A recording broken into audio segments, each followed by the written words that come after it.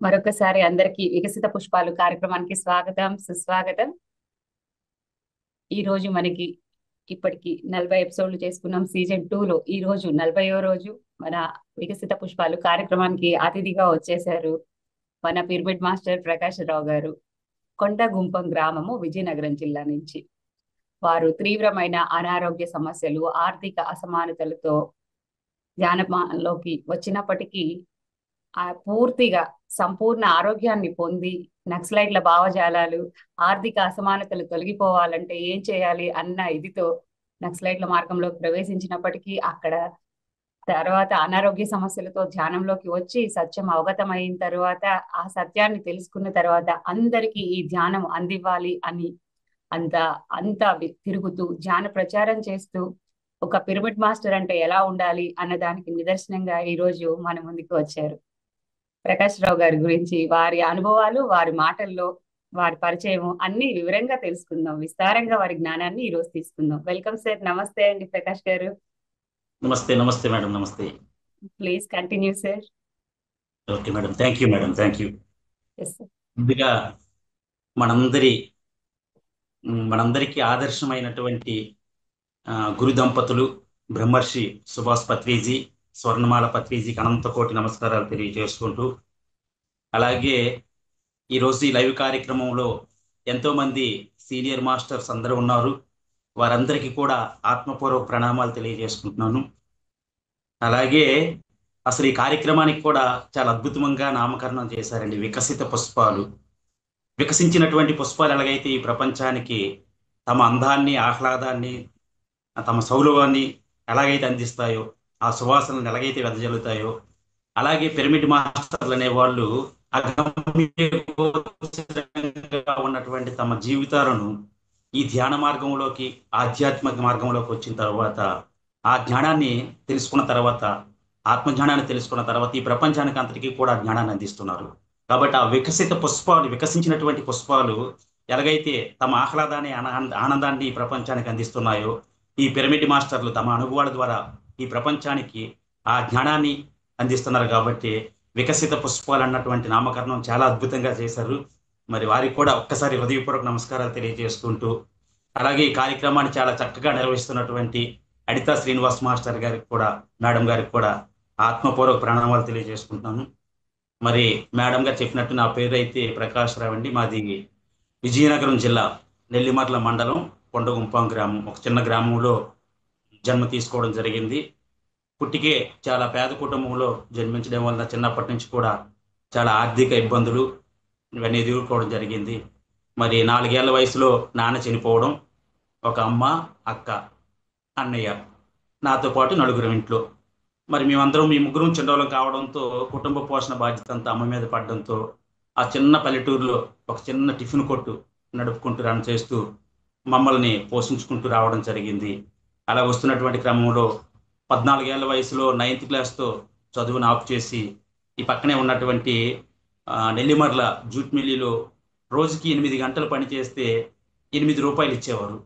ఆ 8 గంటలు పని చేయడం కోసం ఆ జూట్ మిల్లులో గోని సంచులు, బ్యాగులు మోస్తూ పనిచేసేవాడిని 14 ఏళ్ల వయసులో. అవి కూడా షిఫ్ట్లు ఎలా ఉండేవంటే, ఉదయం 6 నుంచి మధ్యాహ్నం 2 వరకు ఒక షిఫ్ట్ ఉంటే ఒక వారం, ఇంకొక వారం మధ్యాహ్నం 2 నుంచి రాత్రి 10 వరకు, ఇంకొక వారం రాత్రి 10 నుంచి ఉదయం 6 వరకు డ్యూటీలు చేయాల్సినటువంటి పరిస్థితి నుంచి ప్రారంభమైనటువంటి నా జీవితం అనేక రకాలైనటువంటి మలుపులు తిరుగుతూ, ఆర్థిక ఇబ్బందులను ఎదుర్కొంటూ, చాలినటువంటి ఆర్థిక పరిస్థితుల దృష్ట్యా అనేక రకాలైనటువంటి ఒడిదుడుకులను ఎదుర్కోవడం జరిగింది. ఈ క్రమంలోనే మా అన్నయ్య నెల్లిమర్ల మండలంలో సిపిఐ కమ్యూనిస్ట్ పార్టీ మండల సెక్రటరీగా ఉండటం వలన ఇంట్లో ఉన్నటువంటి పుస్తకాలు, వారు చర్చిస్తున్నటువంటి అంశాలు ఇవన్నీ ప్రభావం నా మీద పడి, అసలు ఈ సమాజంలో ఈ ఆర్థిక అసమానతలు ఎందుకున్నాయి? అందరూ సమానమే కదా. కొంతమంది రోజు 24 గంటలు కష్టపడినా కూడా 3 పూట్లు తిండికి కూడా నోచుకోలేనటువంటి పరిస్థితులు ఎందుకున్నారు? ఇంకొంతమంది అద్భుతమైనటువంటి సుఖభోగాలను అనుభవిస్తున్నారు. అసలు ఈ వ్యత్యాసం, తారతమ్యం ఎందుకుంది? ఈ వ్యత్యాసం పోవాలనుకుంటే దీనికి పోరాటమే శరణ్యమైనటువంటి భావంతో ఆ కమ్యూనిస్ట్ భావజాలానికి ఆకర్షితున్నాయి. అటుగా అలా నక్సలిజంలోకి వెళ్ళడం జరిగింది. కొంతకాలం అందులో పనిచేయడం జరిగింది. అనంతరం నెల్లిమర్ల జూట్ మిల్లులో కార్మికులు కార్మికులు లాకౌట్ అక్రమ లాకౌట్ అంటే మేనేజ్మెంట్ జూట్ మిల్లును మూసివేసి వెళ్ళిపోతే 2 సంవత్సరాలుగా ఆకలి మంటలు కోరుస్తూ అనేక పోరాటాలు ఆ జూట్ మిల్లు తెరిపించుకోవడం కోసం చేసినటువంటి పోరాటంలో నేను కూడా పాల్గొనడం జరిగింది. ఒకానొక రోజు జరిగినటువంటి మా కార్మికులపై జరిగినటువంటి పోలీస్ కాల్పుల్లో నాతో పాటు ఉన్నటువంటి 5గురు కార్మికులు చనిపోవడం జరిగింది. ఆ టైంలో మమ్మల్ని తీసుకెళ్లి విశాఖపట్నం సెంట్రల్ జైల్లో నిర్బంధించడం కూడా జరిగింది. అంటే ఇలాంటి అనేకమైనటువంటి గందరగోళంతో ఒడిదొడుకులతో ఆర్థిక సమస్యలతో నిలుతున్నటువంటి జీవితంలో కొంతకాలానికి ఇంకా మ్యారేజ్ పెళ్లి చేసుకున్నాక కుటుంబ బాధ్యత కూడా మీదిని పడటం జరిగింది. అప్పటికే ఆర్థిక ఇబ్బందులు, ఇంకా అక్కడి నుంచి కుటుంబ భారం, ఇవన్నిటితో ఇంకా అనేక రకాలైనటువంటి ప్రయత్నాలు. ఆటో రిక్షా వేసుకునేవాడిని, కొన్నాళ్ళ వరకు అద్దెకి తీసుకొని నడిపేవాడిని. ఆ వచ్చినటువంటి డబ్బులు ఏవైతే ఉన్నాయో చాలకపోవడం వలన అది విడిచిపెట్టి సైకిల్ పైన బట్టల మూటలు వేసుకొని ఊరూరు సైకిల్ మీద తిరుగుతూ బట్టలు అమ్ముతుండేవాడిని. అలాగొచ్చేవి కూడా చాలనటువంటి పరిస్థితి. అనేక రంగాలు ఇలాగా ఒకటి కాకుండా అనేక రంగాల్లో పనిచేయటం వలన నాకు ఆర్థిక ఎదుగుదల అయితే లేదు, కానీ మా ఊర్లో మాత్రం ఒక స్థిరత్వం లేదు అన్నటువంటి ఒక బిరుదు మాత్రం లభించింది. ఎందుకంటే ఒక దాంట్లో స్థిరంగా చేయకపోవటం వలన. అంటే ఎందుకు చేయలేకపోతున్నాను అనేది నాకు తెలుసు. అది అక్కడ వస్తున్నటువంటి ఆర్థిక పరిస్థితులు, చాలినటువంటి జీతాలు, చాలినటువంటి డబ్బులతో కుటుంబాన్ని పోషణ చేసుకోలేనటువంటి పరిస్థితి. ఒకదాని నుంచి ఇంకొకటి మారుకుంటూ వెళ్ళటం వలన బయట చూసే వాళ్ళకి ఎలా కనిపించేదంటే ఒక స్థిరత్వం లేదు, ఒక స్టెబిలిటీగా ఒక దాంట్లో చేయట్లేదు అన్నటువంటి ఒక బిరుదు కూడా లభించటం జరిగింది. ఈ క్రమంలోనే రాత్రి పగులు అనేకమైనటువంటి పనులతో, ఒత్తిడిలతో, ఆందోళనతో, మానసికమైనటువంటి ఆ ఒత్తిడికి తీవ్రమైనటువంటి అనారోగ్యాలు ఈ శరీరం మీద వ్యాపించడం జరిగింది. సుమారుగా ఒక 20 సంవత్సరాల క్రితం, అంటే ధ్యాన మార్గంలోకి రాకముందు 23 సంవత్సరాల క్రితమే ఈ శరీరానికి గ్యాస్ ట్రబుల్ అన్నటువంటి సమస్య ప్రారంభమై అది అంచెలంచెలుగా పెరుగుతూ వచ్చి చివరికి వాడుతున్నటువంటి ట్యాబ్లెట్స్ కూడా ఆ డోస్ చాలక ఇంకా డోస్ని పెంచుకుంటూ వెళ్తున్నటువంటి పరిస్థితి. అదే సందర్భంలో ఉదయాన్నే పరగడుపున ఉదయం 6-7 గంటలకు ట్యాబ్లెట్ పడకపోతే ఇంకా 7:30-8 దాటేసరికి విపరీతమైనటువంటి కడుపులో మంటలాగా రావటం, నొప్పిలాగా రావటం జరిగేది. అలాంటప్పుడు కూడా డాక్టర్స్ నాకు పెట్టినటువంటి కండిషన్ ఏంటంటే ఉప్మా తినకూడదు, బిర్యానీ తినకూడదు, మసాలా ఫుడ్ తినకూడదు. ఇవన్నీ కంట్రోల్ చేసిన ఈ కండిషన్స్ అన్ని పాటిస్తున్నప్పుడు కూడా ట్యాబ్లెట్స్ డైలీ వేయాలనేటటువంటిది ఉండేది. అలా 23 సంవత్సరాలుగా గ్యాస్ ట్రబుల్కి ట్యాబ్లెట్ వాడుతుండేవాడిని. ఇంక ఈ కాలక్రమంలో ఈ బట్టల మూటలు పట్టుకొని సైకిల్ తొక్కుతుండటం వలన ఫైల్స్, మొడలు అంటారు కదండి, మొడ వ్యాధి, ఆ ఫైల్స్ అన్నటువంటి ఆ వ్యాధి కూడా రావటం జరిగింది. మరి దానికి కూడా ట్యాబ్లెట్స్ వాడుతున్నటువంటి క్రమంలో ఇలా నేను అనేక ప్రయత్నాలు చేస్తున్నప్పుడు ఇంకా నాకు ఈ కుటుంబంలో 2 పిల్లలు, ఈ పిల్లలు భార్యని పోషించుకోవడం కోసం చాలినటువంటి ఆర్థిక పరిస్థితులు, ఈ అగమ్యగోచరమైనటువంటి పరిస్థితి నుంచి ఏదో రూపంలో బయటపడాలి, ఏదో వ్యాపారమో ఉద్యోగం చేయాలి. ఉద్యోగం అంటే నా క్వాలిఫికేషన్ 9th క్లాస్ కాబట్టి 9వ తరగతి చదువుకి ఉద్యోగం వచ్చే పరిస్థితి ఎలాగా లేదు. కాబట్టి ఏదైనా వ్యాపార రంగంలో, మార్కెటింగ్ రంగంలో స్థిరపడాలన్నటువంటి ఆలోచనతో నేను రియల్ ఎస్టేట్ రంగంలో కూడా అడుగు పెట్టడం జరిగింది. అంటే మార్కెటింగ్ ఏజెంట్గా, ఒక రియల్ ఎస్టేట్ సంస్థలో ఏజెంట్గా పనిచేయడం కోసం చేస్తున్నటువంటి క్రమంలో సుమారుగా ఒక 4-5 సంవత్సరాలు అంచెలంచెలుగా పనిచేస్తూ తిరగడం అయితే జరిగింది. కానీ ఒక్క గజం కూడా నేను మార్కెటింగ్ చేసుకెళ్ళినటువంటి పరిస్థితి వచ్చింది. ఆ టైంలోనే మనందరికీ తెలుసు, మన పిరమిడ్ మెడిటేటర్స్ అందరికీ తెలుసు, నెల్లిమర్లలో ఉన్నటువంటి చెట్టు మీద పిరమిడ్ అన్నటువంటిది, బృందావన వ్యాలీ చెట్టు మీద పిరమిడ్ ఉంటుంది. అక్కడ డివి కృష్ణారెడ్డి గారు అని చెప్పి వాళ్ళు 36 ఎకరాలు అక్కడ రియల్ ఎస్టేట్ వెంచర్ వేశారు. ఆ వెంచర్లో ఫ్లాట్లు అమ్మడం కోసం అని చెప్పి నేను వాళ్ళ దగ్గర కూడా వెళ్ళి కృష్ణారెడ్డి గారి దగ్గర కూర్చొని నేను మార్కెటింగ్ ఏజెంట్గా చేస్తాను సార్, నాకు కమిషన్ ఏది ఇప్పించండి, నేను కస్టమర్లతో కొనిపిస్తానని చెప్పంటే ఆయన అప్పటికే పిరమిడ్ మాస్టరు, ధ్యాన ప్రచారం చేస్తున్నటువంటి వ్యక్తి కాబట్టి ఆయన ఏం చేశారంటే ఓకే కానివ్వండి, తీసుకురండి కస్టమర్స్ని అని చెప్తూను, దాంతోపాటు చివరిలో ఏంటంటే మీరు ధ్యానం చేయండి, మీ బిజినెస్ బాగుంటుంది, మీ ఆలోచన సరళి బాగుంటుంది అని చెప్పి ఆయన చెప్తుండేవాడు. కానీ అప్పటికే కమ్యూనిస్టు భావజాలంతో, నక్సలిజం ఆలోచనలతో ఉన్నటువంటి నాకు పూర్తిగా హేతువాదిగా ఉండేవాడిని. దేవుడు, దెయ్యము అంటే అసలు ఎట్టి పరిస్థితులు కూడా నమ్మేవాడిని కాదు. ఈ రోజు ఎలాగైతే పిరమిడ్ మాస్టర్గా యావత్ ప్రపంచం అంతా కూడా ఈ ధ్యాన ప్రచారం చేస్తూ అహింస, శాకాహారం కోసం, ధ్యానం కోసం, పిరమిడ్ జగత్తు కోసం ఎలాగైతే తప్పిస్తున్నాను, ఒకప్పుడు దేవుడు లేడు, దెయ్యం లేదన్నటువంటి హేతువాద భావజాలంతో గతితార్కిక భౌతికవాదం, చారిత్రక భౌతికవాదం అన్నటువంటి అంశం మీద కూడా ఇలాగే క్లాసులు చెప్పేవాడినప్పుడు. కాకపోతే క్లాసులు చెప్పడం అయితే మారలేదు, సబ్జెక్ట్ అయితే పూర్తిగా విరుద్ధం అయింది. ఆ రోజు దేవుడు లేడు, దెయ్యం లేదు, ఇదంతా కూడా మనకు మనం క్రియేట్ చేసుకుంటున్నది. దోచుకుంటున్నారు మనల్ని అమాయకుల్ని చేసి, మనల్ని అజ్ఞానంలో ఉంచి, కొంతమంది దోపిడీదారులు మనల్ని దోచుకుంటున్నారని చెప్పి, ఆ రకం దేవుడి పేరు చెప్పి దెయ్యం పేరు చెప్పి మనల్ని దోచుకుంటున్నారని చెప్పి ప్రచారం చేసేవాడిని. ఈ రోజు ఆ సత్యాన్ని తెలుసుకున్న తర్వాత ప్రచారం చేసే అంశం మారింది, ప్రచారం అయితే మారలేదు. కాబట్టి అలాగొస్తున్నటువంటి క్రమంలో ఆ కృష్ణారెడ్డి గారు చెప్పినటువంటి అంశం కూడా నాకు రుచించేది కాదు. అనారోగ్యాలు వస్తే హాస్పిటల్కి వెళ్ళి మందులు వాడి ఇంజక్షన్లు చేయించుకొని, ఆపరేషన్లు చేయించుకొని, ఆ ఆర్గన్ ఆ అవయవం ఏదైతే పని చేయట్లేదో ఆ అవయవాన్ని రిమూవ్ చేసి కొత్త అవయవాన్ని వేసి సరిచేస్తే కానీ సెట్ అవ్వనటువంటి అనారోగ్యాలు కేవలం కళ్ళు మూసుకొని కూర్చుంటే ఎందుకు తగ్గుతాయి? ఇది సైంటిఫిక్ రీజన్ కూడా, అంటే నాకున్నటువంటి అజ్ఞానంతో అప్పుడు ఇది సైంటిఫిక్ గా కూడా కరెక్ట్ కాదు, ఏ రకంగా కూడా ఇది కరెక్ట్ కాదని చెప్పి దాన్ని పూర్తిగా వ్యతిరేకించేవాడిని.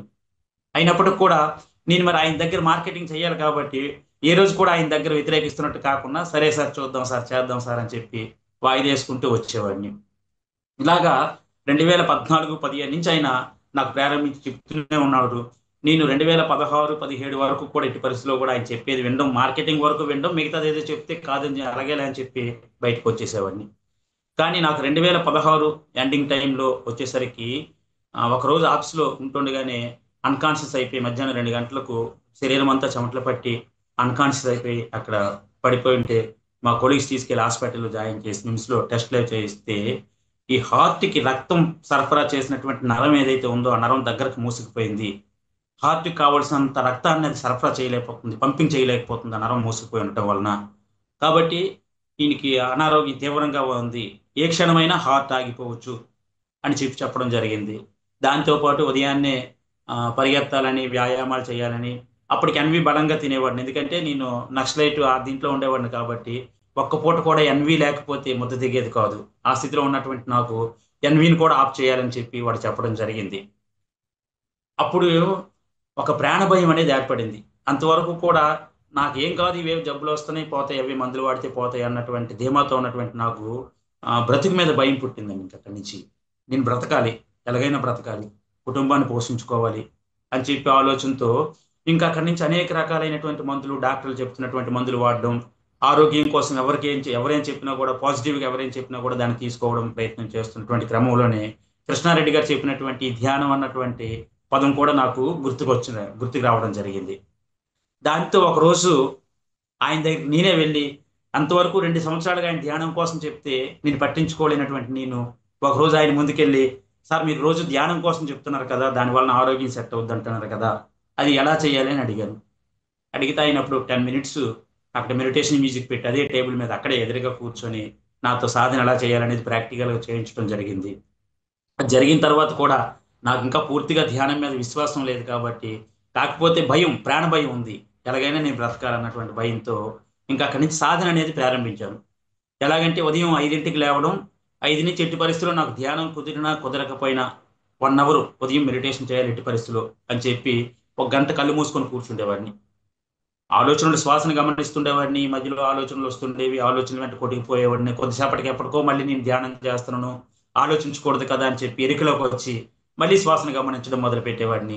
ఇలాగా సుమారుగా 1 నెల పైన కంటిన్యూ సాధన చేస్తుండటం జరిగేది. ఈలోపు మా ఆవిడ ఏమిటంటే వచ్చి నన్ను లేపడానికి ప్రయత్నం చేసేది కూర్చునేవాడిని. అంటే ధ్యానం ఏంటి అనేది మాకు తెలియదు కాబట్టి, పిచ్చోడ్లా కళ్ళు మూసుకొని కూర్చుంటే ఉదయాన్నే లేసి అని చెప్పి లేపుతుండేది. నీకు తెలియదు ఊరుకొని చెప్పి సైలెంట్ కూర్చుండేవాడిని. సరే ఏదో చేస్తున్నాడు కదని చెప్పి తను కూడా ఊరుకుండేది. ఇలాగ సుమారుగా 2 మాసాలు 2 నెలలు కంటిన్యూ సాధన చేశాను. ట్యాబ్లెట్స్ వాడుతుండేవాడిని. ట్యాబ్లెట్స్ మాత్రం ఆపకుండానే డైలీ వేసుకోవాల్సినటువంటి ట్యాబ్లెట్స్ వేసుకుంటూను 2 నెలలు సుమారుగా కంటిన్యూ సాధన చేశాక ఒక ఆలోచన వచ్చింది.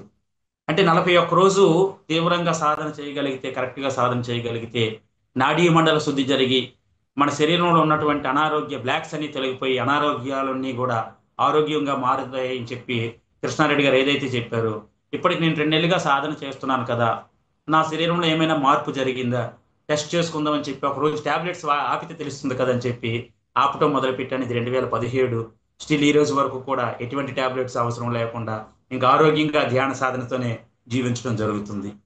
అదే సందర్భంలో నా భార్యకు కూడా సర్వైకల్ స్పాండిలైటిస్ అంతవరకు ఉండేదండి. విజయనగరంలో స్పెషలిస్టు డాక్టర్స్ అందరికీ చూపించడం జరిగింది. మరి అందరూ కూడా టాబ్లెట్స్ మెడిసిన్స్ అవి ఇచ్చేవారు. అవన్నీ వాడుతూ వాడుతూ కొన్నాళ్ళు వాడిన తర్వాత ఇంకా అక్కడి నుంచి ఒక పెద్ద డాక్టరు మిమ్స్ హాస్పిటల్కి ఒక స్పెషలిస్ట్ ఒక డాక్టర్ వస్తున్నాడంటే ఆయనకి చూపించడం కోసం వెళ్తే ఆయన గతంలో వాడినటువంటి మందులన్నీ చూశాక దీనికి సర్వైకల్ స్పాండిలైటిస్కి వాడాల్సినటువంటి మందులన్నీ వాడేశారమ్మా, ఇంక మందులు ఏం లేవు అని చెప్పి ఒక బెల్ట్ ఒకటి ఇచ్చేలాగా మెడకు పెట్టుకొని నిదానంగా పెట్టుకొని కూర్చోమని చెప్పేవారు. ఇంక తను అలాగే కూర్చుంటుండేది ఎప్పుడు నేను ఈ సాధన మొదలు పెట్టేటప్పటికే తనకు కూడా. అయితే ఎప్పుడైతే నాకు తగ్గిందో నాకు నమ్మకం ఏర్పడింది. అంటే ధ్యానం వలన దేవుడు దెయ్యం అనేది పక్కన పెడితే కళ్ళు మూసుకొని కూర్చొని ధ్యాన సాధన చేయటం వలన అంటే ఆలోచన రహిత స్థితికి వెళ్తే శరీరం నాడీ మండల శుద్ధి జరుగుద్ది అన్నటువంటి ఆ సత్యం నాకు అర్థమైంది. అప్పుడు తనకు కూడా చెప్పి తనతో కూడా సాధన చేయించడం జరిగింది. ఇలా ఇద్దరం కలిపి ఉదయం 5 నుంచి 6 వరకు కూడా ధ్యాన సాధన చేస్తుండేవాళ్ళం. ఇలా చేస్తూ ఒక నెల రోజులు చేశాక తను కూడా చెప్పడం మొదలుపెట్టింది. బాగానే ఉందండి, నాకు ఆరోగ్యం బాగానే ఉంది, అంత ముందున్నటువంటి పెయిన్స్ లేవు, తర్వాత బెల్ట్ కూడా పెట్టుకోవాల్సిన అవసరం లేదని చెప్పి ఆ బెల్ట్ అది తీసి పడేసింది. ఈ రోజు వరకు కూడా తను కూడా ఎటువంటి ఆ ప్రాబ్లం లేకుండా ఆరోగ్యంగా జీవించగలుగుతున్నాం. అప్పుడు మాకు అర్థమైంది, అంటే ధ్యానంలో ఏదో తెలియనటువంటి ఒక పవర్ ఉంది, ఒక శక్తి ఉంది, ఇది ఏందో తెలుసుకోవాలి. ఈ ధ్యానం ద్వారా ఆరోగ్యం ఎలా సెట్ అవుతుంది. మొదట నేను ఏదైతే అజ్ఞానంలో అనుకునేవాడినో, అంటే హాస్పిటల్కి వెళ్ళి మందులు వాడి ఇంజక్షన్లు వాడి ఆపరేషన్ చేసి ఆర్గన్స్ మార్చుకుంటే కానీ సెట్ అవ్వనటువంటి అనారోగ్యాలు కళ్ళు మూసుకుంటేనే ఎందుకు సెట్ అవుతాయి, అది ఉట్టిది అని చెప్పి ఏదైతే అనేవాడినో, లేదు అది ఉట్టిది కాదు, అది నిజమే, కరెక్ట్ అది, కానీ ఎలా సెట్ అవుతుంది అనేది తెలుసుకోవాలన్నటువంటి ఇంకా అన్వేషణ అనేది ప్రారంభించడం మొదలుపెట్టాను. ఇంకా దానికోసం తెలుసుకోవడం కోసం ఆ తెలుసుకుంటున్నటువంటి క్రమంలో కృష్ణారెడ్డి గారి దగ్గరికి వెళ్ళి అంచెలంచెలుగా ఆయన ముందు కూర్చోవడం, ఈ కూర్చొని వీటి కోసం చర్చించుకోవడం. ఇంకా ఆ రోజు నుంచి రియల్ ఎస్టేట్ కోసం తక్కువ టైం పెట్టేవాళ్ళం, దీనికోసం ఎక్కువ టైం చర్చించుకునేవాళ్ళం ఇద్దరం కూడా. అలా చేస్తున్నటువంటి క్రమంలో సాధన అయితే ఇంకా పెంచుకుంటూ వెళ్ళాను. రోజు అంతవరకు ఉదయం 1 గంట చేసేవాడిని, ఇంకా మధ్యాహ్నం గంట, సాయంత్రం గంట, ఉదయం గంట, మధ్యాహ్నం గంట, రాత్రి గంట, డైలీ 3 అవర్స్ సాధన ఎట్టి పరిస్థితులు చేసేవాడిని. చేస్తున్న కొద్దీ నాకు తెలియనటువంటి ఏవో విషయాలు అర్థం కావడం, అంతవరకు గందరగోళంగా ఉన్నటువంటి అంశాలన్నీ కూడా నాకు క్లారిటీ కనిపిస్తుండడం, వాటి పరిష్కారం కోసం. నెక్స్ట్ నేను ధ్యాన సాధన చేస్తున్నప్పుడు అనుభవాలు కూడా, ఎవరో యోగీశ్వరులు ఋషులు పెద్ద పెద్ద గడ్డాలతో కాషాయం డ్రెస్ వేసుకొని, కాషాయం బట్టలు వేసుకొని నా చుట్టూ కూర్చున్నట్టు, నేను ధ్యానంలో మధ్యన కూర్చుంటే నా చుట్టూ కూర్చొని నా ధ్యాన సాధనను డిస్టర్బ్ చేయకుండా, ఆటంకపరచకుండా నాకు కాపలా కాస్తున్నట్టు కనిపించడం. అలాగే రూపాలు కూడా రకరకాలైనటువంటి రూపాలు నాతో పాటు, నేను సాధన చేస్తే నాతో పాటు కూర్చొని వారు కూడా సాధన చేస్తున్నట్టు నాకు ఈ ధ్యానంలో కనిపిస్తుండడం, ఇవన్నీ జరుగుతుండేవి. ఇవన్నీ కృష్ణారెడ్డి గారి దగ్గరికి వెళ్ళి అప్పటికప్పుడు ఆయనతో షేర్ చేసుకునేవాడిని. ఆయన నాకు చెప్పినటువంటి ఆ విషయాలను తీసుకొని మళ్ళీ సాధన చేయడం మొదలు పెడుతుండేవాడిని. ఇలా వెళ్తున్న క్రమంలో ముందు నుంచి హేతువాద భావజాలంతో ఉండటం వలన కృష్ణారెడ్డి గారు ఇంకా అక్కడి నుంచి ఏం చెప్పారంటే, నాకు శాకాహారం భోజనం చేయాలి, మాంసాహారాన్ని విడిచిపెట్టాలని చెప్పారు. నాకు అప్పటికే మాంసాహారం లేకపోతే ముద్ద దిగేది కాదు. ఆ స్థితిలో ఉన్నటువంటి నాకు దాన్ని విడిచిపెట్టాలంటే నాకు రుచించలేదు.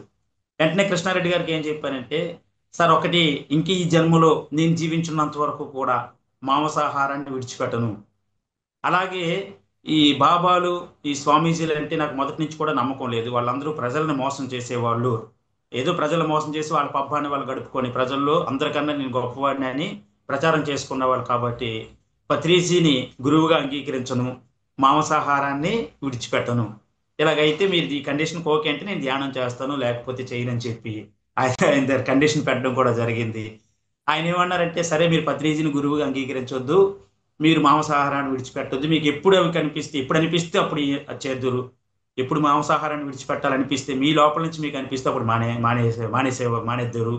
అలాగే పత్రిజీని ఏ రోజు మీకు గురువుగా అంగీకరించాలని మీకు మనసులో నుంచి అనిపిస్తే అప్పుడు అంగీకరిద్దురు. కానీ మీరు చేయాల్సింది ఏంటంటే, సాధన ఏదైతే ఉంది సాధన చేయండి, దాంతోపాటు పుస్తకాలు చదవండి అని చెప్పి కొన్ని బుక్స్ కూడా ఇవ్వటం జరిగింది. ఈ బుక్స్ చదువుతున్న క్రమంలో, ఆ సాధన చేస్తున్నటువంటి క్రమంలో నాలో వస్తున్నటువంటి మార్పు ఏంటో తెలియదు, కానీ అంచెలంచెలుగా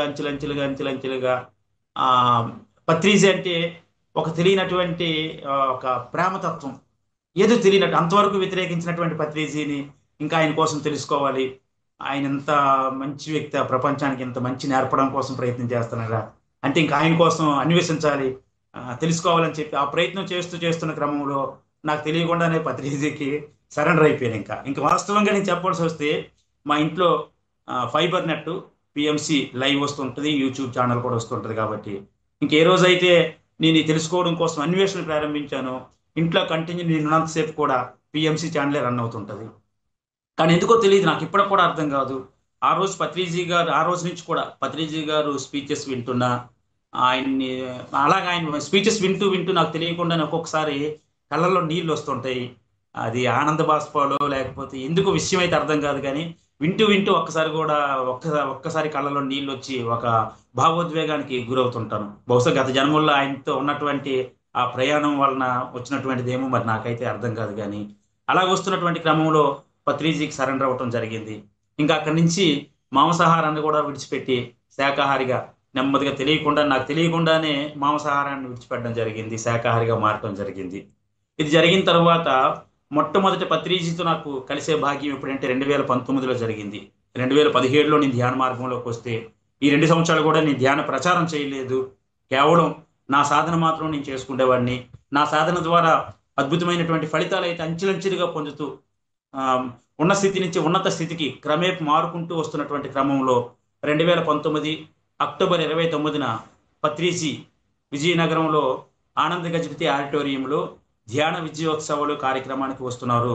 ఆ రోజు సాయంత్రం 5 గంటలకు పత్రిజీ క్లాస్ ఉంటుందని చెప్పి విజయనగరం పరిసర ప్రాంతాల్లో పెద్ద పెద్ద హోర్డింగ్స్, ఫ్లెక్సీలు పెట్టి అలాగే పాంప్లెట్స్ డిస్ట్రిబ్యూట్ చేస్తూ విజయనగరంలో ఉన్నటువంటి సీనియర్ పిరమిడ్ మాస్టర్స్ అందరూ కూడా ప్రచారం చేస్తున్నటువంటి క్రమంలో నేను కృష్ణారెడ్డి గారి దగ్గరికి వెళ్ళి, సార్ పత్రిజీ గారు మరి మనందరికీ గురువు, జగద్గురువు కదా, ఆయన మొట్టమొదటిసారి నేను చూసే భాగ్యం కలుగుతుంది 2019 అక్టోబర్ 29న.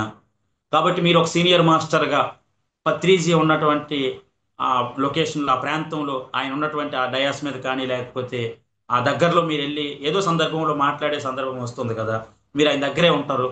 ఆ టైంలో నాకు మీతో ఏ పని ఉన్నా లేకపోయినా ఏదో పేరు పెట్టుకొని సార్ అనుకొని మీ దగ్గరకు వచ్చి ఆ ఒక సెల్ఫీ తీసుకుంటాను నేను. ఎందుకంటే ఆ సెల్ఫీలో పత్రిజీ గారు పక్కన ఉంటారు కదా, ఆయనతో పాటు మీరు ఉంటారు, మీ పక్కన నేనేదో మాట్లాడడానికి అంటూ వచ్చి నేను కూడా ఆ ఫోటోలో ఆ ఫ్రేమ్లో ఉండగలుగుతాను. అంటే ఒక జగద్గురువు, ఒక బ్రహ్మర్షితో ఉన్నానని చెప్పిన భవిష్యత్తు జీవితంలో ఒక మెమరీగా, స్వీట్ మెమరీగా నాకు ఉంటుంది. ఒక ఫోటో తీసుకుంటాను సార్, నాకు అలాగ అవకాశం ఉంటుంది అని చెప్పి అడగటం జరిగింది. మరి ఆయనకి, కృష్ణారెడ్డి గారికి అప్పుడు ఏమనిపించిందో అయితే నా కళ్ళల్లో ఒక 2 నిమిషాలు సూటిగా చూసి పత్రిజీ మీతో మాట్లాడతారని చెప్పి ఆయన చెప్పడం జరిగింది. అయితే నేనేమనుకున్నానంటే ఆయన జగద్గురువు, కొన్ని లక్షల మంది ఆయన ఫాలోవర్స్ ఉన్నారు. అలాంటప్పుడు నేను కేవలం 2 సంవత్సరాలు అయింది ధ్యాన మార్గంలోకి వచ్చి, అసలు ధ్యానం అంటేనే పూర్తిగా ఇంకా తెలుసుకోలేనటువంటి స్థితిలో నేను ఉన్నాను. మరి పత్రిజీ గారిని, అంతటి గొప్ప వ్యక్తి నాతో మాట్లాడే అవకాశం ఎందుకు వస్తుంది, నాతో ఆయన ఎందుకు మాట్లాడతారు, నేను అసలు ఎవరో తెలియదు కదా తనకి. ఆ, ఏదో కృష్ణారెడ్డి గారు నాకు బూస్టింగ్ ఇవ్వడం కోసం చెప్తున్నారని చెప్పి మళ్ళీ రెండోసారి కూడా అడిగాను, సార్ అది నాకు బూస్టింగ్ అది ఏమవుతుంది సార్, ఒక ఫోటో ఆయనతో పాటు ఉన్నటువంటి ఒక ఫోటో నాకు కావాలి సార్ అని అంటే మళ్ళీ చెప్పారు ఆయన మీతో మాట్లాడతారని. సరే ఏదో కానీ అని చెప్పి అయిపోయింది. 2019 అక్టోబర్ 29 రానే వచ్చింది. ఆ రోజు సాయంత్రం 5 గంటలకి రామలక్ష్మణ్ మాస్టర్స్, ఫైట్ మాస్టర్స్, రామలక్ష్మణులు వీళ్ళంతా వచ్చి డయాస్ మీదకి వచ్చి వాళ్ళు వాళ్ళ అనుభవాలు ఇవన్నీ చెప్పడం జరుగుతుంది. ఈ లోపు ఆనంద్ గజపతి ఆడిటోరియం మొత్తం క్రిక్కిరిసిపోయింది ఏకంగాను. ఇంకా ఇసుకేస్తే రాలినటువంటి జనం. ఆ పైన గ్యాలరీలో కూడా, బయట లోపల ప్లేస్ లేక బయట రోడ్డు మీద కూడా జనాలు వెయిట్ చేస్తూ ఆ సౌండ్ ఏదైతే వినిపిస్తుందో వినడం కోసం, కేవలం కనిపించకపోయినా విందామని చెప్పి బయట నిలబడి ఉన్నారు జనాలు. అయితే నేను మధ్యాహ్నం 2ంటికి వెళ్ళిపోయాను, ఎందుకంటే ఆయన చూడాలి, లేకపోతే ఆయనతో ఫోటోని దిగే అవకాశం ఉంటుందేమని చెప్పి ఆస్తూ సాయంత్రం 5ంటికి కార్యక్రమం అంటే 2 గంటలకు నేను అక్కడికి వెళ్ళిపోయి నా కుటుంబ సభ్యులకి అందరికీ అక్కడికి రమ్మని, గురువు గారు వస్తున్నారు ఒకసారి రండి రండి అని చెప్పి అందరికీ ఫోన్లు చేసుకుంటూ అక్కడ ఉండటం. ఆ డయాస్ లో కొద్దిగా ముందు ఒక 4-5 లైన్ల తర్వాత ఒక చివరి నాకు సీటు దొరకడం జరిగింది, అక్కడ కూర్చున్నాను. ఈలో పత్రిజీ గారు గ్యాలరీ మధ్యలోంచి డయాస్ మీదకి వచ్చి ఆయన స్పీచ్ అయిపోయింది, మెడిటేషన్ చేయించడం అయిపోయింది. తిరిగి కార్యక్రమం అంతా అయిపోయిన తర్వాత రిటర్న్ వెళ్ళిపోతూ ఆ గ్యాలరీ మధ్యలోంచి నడుచుకుంటూ వెళ్ళి లాస్ట్ చైర్ లో, ఆయన ఎందుకు కూర్చున్నారో తెలియదు, లాస్ట్ చైర్ లో ఆయన కూర్చునిపోయారు. ఈ లోపు హాల్లో ఉన్న జనం అంతా కూడా లేచి ఆ గ్యాలరీ అదే వే కాబట్టి వేలో వెళ్తూ ఆయనకి ఇలా నమస్కారం పెట్టి అందరూ వెళ్తున్నారు. అందరూ కూడా ఆయన కూడా నమస్కారం పెడుతున్నారు, కొంతమందికి సెకండ్ ఇస్తున్నారు. ఈ లోపు నేను మా మిస్సెస్ ఆ లైన్లో అందరిలో ఉండి మా వంతు కూడా వచ్చింది, మేము కూడా దగ్గరికి వెళ్ళాం. వెళ్ళిలాగా నేను నమస్కారం పెడితే ఆయన నా కళ్ళలోకి చూసి సెకండ్ ఇచ్చారు. వెంటనే ఆ సెకండ్ తీసుకొని చేయి పట్టుకుని చెయ్యేలాగా ఊపుతూ చెప్పండి అన్నారు. అంటే నేను ఇలాగా, నా పేరు ప్రకాష్ రావు అంటే కృష్ణారెడ్డి గారి ద్వారా ధ్యానంలోకి వచ్చాను, తీవ్రమైనటువంటి అనారోగ్యాలు ఉండేవి, ఈ ధ్యానంలోకి వచ్చాక ఆరోగ్యవంతంగా తయారయ్యాను సార్ అని చెప్పడం జరిగింది. వెంటనే ఇంకా అన్నారు, చెయ్యి మాత్రం విడిచిపెట్టలేదు, చెయ్యి పట్టుకొని ఇంకెలాగ ఊపుతును ఇంకా అన్నారు. ఇంకేం చెప్పాలో అర్థం కాక పక్కనే ఉన్నటువంటి నా మిస్సెస్ని పరిచయం చేసి, తన సుజాత మా ఆవిడండి, తను కూడా సర్వైకల్ స్పాండిలైటిస్తో బాధపడేది. మరి నేను ఎప్పుడైతే ధ్యానం చేసి నేను ఆరోగ్యవంతంగా తయారయ్యానో, తను కూడా సాధన మొదలుపెట్టి నెల రోజుల్లోనే తను కూడా సంపూర్ణమైనటువంటి ఆరోగ్యవంతురాలుగా తయారైంది సార్ అని చెప్పి అనడం జరిగింది. అప్పుడు ఒక చెయ్యి నా చేతిలో, ఒక చెయ్యి నా చేతిని ఒక చేతితో పట్టుకున్నారు కదా సెకండ్లు, ఇంకో చేతితో మా ఆవిడ చేయి పట్టుకొని ఇద్దరు చేతులు ఊపుతూ ఇంకా చెప్పండి అన్నారు. ఇంకా ఏం చెప్పాలో అర్థం కాక సైలెంట్ అయిపోతే, అప్పుడు ఒక ఫ్రెండ్ని ఎలాగైతే సరదాగా ఇలా భుజం మీద ఇలా సరదాగా ఇలా పిడికిడితో గుంజుతామో, మా ఆవిడని పట్టుకున్నటువంటి చెయ్యి విడిచిపెట్టి నన్ను ఇలా గుద్ది, మరి ఈ ఆనందాన్ని అందరికీ పంచావా అని అడిగారు. అడిగితే ఇంకా లేదు సార్ అని చెప్పన్నాను. అప్పుడు ఆయన చెప్పినటువంటి అంశం ఏంటంటే, గత జన్మల్లో 70 సంవత్సరాలు సాధన చేసావయ్యా, ఇంకెన్నాళ్ళు సాధన చేస్తావు? ఈ ఆనందాన్ని పంచడానికి ఇప్పుడు నువ్వు వచ్చావు ఈ భూమి మీదకి, ఆ పని మొదలు పెట్టి అనటం జరిగింది. ఇంకా 2019 అక్టోబర్ 29 ఆయన చెప్పడం జరిగింది. ఇంకెంటనే నవంబర్ 4వ తారీఖు కేవలం 5 రోజులు విరామం ఇచ్చి 5 రోజులు ప్రణాళిక సిద్ధం చేసుకొని ఆ నవంబర్ 4వ తారీఖు నుంచి మా గ్రామం నుంచి మొట్టమొదటిగా ధ్యాన ప్రచారం చేయాలన్నటువంటి ఆలోచనతో కృష్ణారెడ్డి గారి దగ్గరికి వెళ్ళి డైరెక్షన్ తీసుకోవడం జరిగింది. సరళగా ధ్యాన ప్రచారం గురువు గారు చెప్పిన విధంగా ధ్యాన ప్రచారం చేద్దాం అనుకుంటున్నాను, ప్రారంభించాలనుకుంటున్నాను. అది ఎలా చేయాలి సార్? మా ఊరు చూసుకుంటే అసలు ధ్యానం అన్న పదవే మా విలేజ్ ఇంతవరకు తెలియదు. ఒకటి అత్యంత మాంసాహార గ్రామం మా విలేజ్. మరి అక్కడి నుంచే ప్రారంభించాలనుకుంటున్నాను కాబట్టి నేను పిలిస్తే ఎవరు వస్తారో రారో ధ్యానంకి, అందులో మనం శాకాహారం కోసం మొట్టమొదటే చెప్తాం.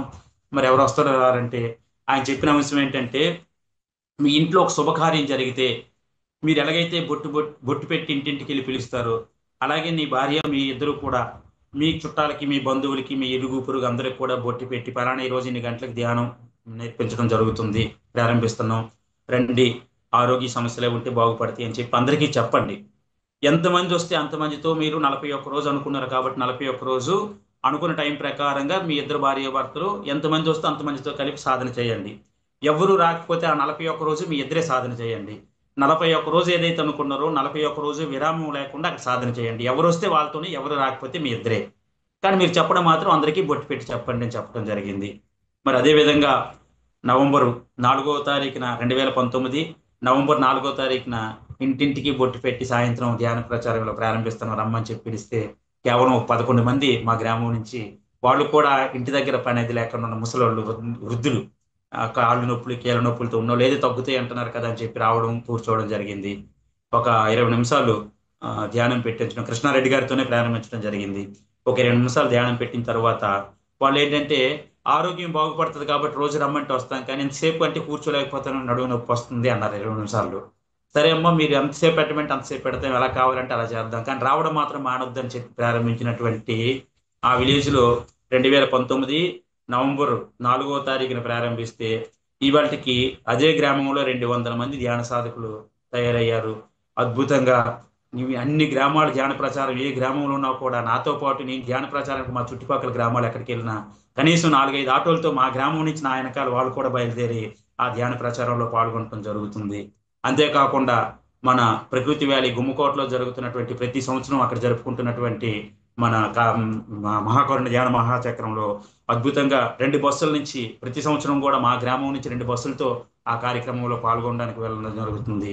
అలాగే కడతాల్లో జరుగుతున్నటువంటి కార్యక్రమాల్లో కూడా, సేవా కార్యక్రమాల్లో కూడా మా గ్రామం నుంచి వెళ్ళి పాల్గొనడం జరుగుతుంది. ఇంకా అక్కడి నుంచి అన్వేషణ, ఇంకా నా ప్రచారం, ధ్యాన ప్రచారం ప్రారంభమవుతూ గతంలో ఏదైతే ఈ ధ్యాన మార్గంలోకి రాకముందు ఉన్నటువంటి ఆర్థిక పరిస్థితులు, అనారోగ్య పరిస్థితులు, ఇవన్నీ నాకు తెలియకుండానే ఒకటొకటి నా నుంచి దూరం అవ్వడం జరిగింది. ఇంకా తర్వాత ఈ ధ్యాన మార్గంలోకి వచ్చాక ధ్యాన సాధన ద్వారా ఏ ధ్యానం అయితే, ఏ ఆత్మ జ్ఞానాన్ని అయితే నేను పొందానో, ఇంకా మన వాస్తవానికి మనమే సృష్టికర్తలం అన్నటువంటి సత్యాన్ని ఎప్పుడైతే తెలుసుకున్నానో, అంతవరకు నా వాస్తవం, నా అనారోగ్యాలకి, నా ఆర్థిక ఇబ్బందులకి, నా కుటుంబ సమస్యలకి, ఈ సమాజంలో నాకు ఉన్నటువంటి ఇందాక చెప్పినటువంటి స్థిరత్వం లేదు అన్నటువంటి దీనికి కూడా కారణం ఎవరంటే నేనేనా అని చెప్పి అర్థం చేసుకొని అంతవరకు అపసవ్యంగా ఉన్నటువంటి నా ఆలోచన సరళిని మార్చుకోవడం జరిగింది. అంతవరకు ఉన్నటువంటి నకారాత్మకమైనటువంటి ఆలోచనలు, అంతవరకు నేనేది చేయలేను, నాకు ఏది సాధ్యం కాదు, నేను నెలకు 10,000, 5,000, 8,000 ఎక్కడ ఇచ్చేది, ఉద్యోగం దొరికితే, ఎక్కడ పని దొరికితే చాలు జాయిన్ అవ్వదాం అనుకున్నటువంటి నేను ఎందుకు లక్షల్లో సంపాదించలేను, నేను అనుకుంటే నేను తలుచుకుంటే ఎందుకు చేయలేను అని చెప్పి ఆలోచన రావటం జరిగింది. ఇంకా అక్కడి నుంచి నాలో ఉన్నటువంటి ధ్యాన సాధన మొదలుపెట్టినప్పటి నుంచి నెగిటివ్ థాట్స్ ఏవైతే ఉన్నాయో అవన్నీ అంచెలంచెలుగా నా నుంచి దూరం అయ్యాయి. ఎవరినో చూస్తే నేను అనుకునేవాడిని, నాకు ఇలాంటి పరిస్థితి వస్తుంది ఎక్కడో అంటే తినడానికి లేక బాగా పేదరికంతో చూసి నా పరిస్థితి ఇంతే కదా ఇలాగ ఆలోచించుకుని నన్ను నేను ఎప్పుడు కూడా పరిమితమైనటువంటి జ్ఞానంతో ఇంతే నా లిమిట్స్ లోనే ఆలోచించేవాడిని, నా పరిమితి ఇంతే. ఏ రోజు కూడా ఎవరో బైక్ మీద వెళ్ళిపోతున్న వాడిని చూసి అనుకునేవాడిని ఈ జన్మలో నాకు బైక్ కొనుక్కునే అవకాశం లేదు కదా అని. అంటే నన్ను నేను అలా తగ్గించుకునేవాడిని ఎప్పుడు కూడా. ఆ తర్వాత ఎప్పుడైతే నాలో ఉన్నటువంటి ఆ నకారాత్మకమైనటువంటి ఆలోచనలు, ఆ నెగిటివ్ థాట్స్ అన్ని కూడా పరిమితమైనటువంటి ఆలోచనలు ఏవైతే నా నుంచి దూరం అయ్యాయో, నీ వాస్తవానికి నువ్వే సృష్టికర్తవు పత్రించి చెప్పినటువంటి ఆ అంశం ఏదైతే నాలో బాగా జీర్ణించకపోయిందో, ఇంకా అక్కడి నుంచి నేను రాయల్టీగా ఆలోచించడం మొదలు పెట్టేవాడిని. నేను ఏదైతే కావాలనుకుంటున్నానో అది నేను ఎందుకు సాధించలేను, నేను కూడా తనలాగే, నాకు కూడా తనలాగే 24 గంటలు టైం ఉంది, తనలాగే కాళ్ళు చేతులు ఉన్నాయి, తనలాగా ఆలోచించే మైండ్ ఉంది నాకు కూడా.